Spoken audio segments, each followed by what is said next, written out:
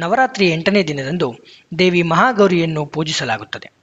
ಮಹಾಗೌರಿ ದೇವಿಯು ಅತ್ಯಂತ ಸುಂದರ ಮತ್ತು ಸೌಮ್ಯಯುತ ರೂಪವಾಗಿದ್ದಾಳೆ. ಮಹಾಗೌರಿ ಎಂದರೆ ಅತ್ಯಂತ ಬಿಳಿ ಅಥವಾ ಪ್ರಕಾಶಮಾನವಾದ ಮೈಮಡದವಳು ಎಂದರ್ಥ. ಹುಣ್ಣಿಮೆ ಚಂದ್ರ, ಶಂಖ ಮತ್ತು ಬಿಳಿ ಹೂವಿಗೆ ಹೋಲಿಕೆಯಾಗುತ್ತದೆ. ಮಹಾಗೌರಿಯು ಶ್ವೇತವಸ್ತ್ರಗಳನ್ನು ಧರಿಸಿ ವೃಷಭ ವಾಹನ ರೂಢಿಯಾಗಿ ಕಾಣಿಸುತ್ತಾಳೆ. ಮಹಾಗೌರಿಗೆ 4 ಕೈಗಳಿದ್ದು ತ್ರಿಶೂಲ ಮತ್ತು ಡಮರುಗಳನ್ನು ಹಿಡಿದು ಅಭಯಮುದ್ರೆ ಮತ್ತು ವರಮುದ್ರೆಯಲ್ಲಿ ಭಕ್ತರನ್ನು ಆಶೀರ್ವದಿಸುತ್ತಾಳೆ. ಪುರಾಣಗಳ ಕಥೆಯ ಪ್ರಕಾರ ಪಾರ್ವತೀದೇವಿಯು ತನ್ನ ಪತಿಯಾದ ಶಿವನನ್ನು ಪಡೆಯಲು ತೀವ್ರವಾದ ಘೋರ ತಪಸ್ಸನ್ನು ಕೈಗೊಂಡಳು.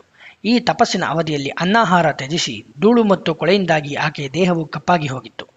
ಆಕೆಯ ತಪಸ್ಸಿಗೆ ಸಂತುಷ್ಟನಾದ ಶಿವನು ಪ್ರತ್ಯಕ್ಷನಾಗಿ ಆಕೆಯ ದೇಹವನ್ನು ಪವಿತ್ರ ಗಂಗಾ ನದಿಯ ನೀರಿನಿಂದ ತೊಳೆದನು. ಇದರಿಂದಾಗಿ ಆಕೆಯ ಮೈಕಾಂತಿಯು ವಿದ್ಯುತ್ತಿನಂತೆ ಪ್ರಕಾಶಮಾನವಾಗಿ ಮತ್ತು ಅತ್ಯಂತ ಬಿಳಿಯಾಗಿ ಹೊಳೆಯಿತು ಎನ್ನಲಾಗುತ್ತದೆ. ಅಂದಿನಿಂದ ಆಕೆಯನ್ನು ಮಹಾಗೌರಿ ಎಂದು ಕರೆಯಲಾಗಿತ್ತು.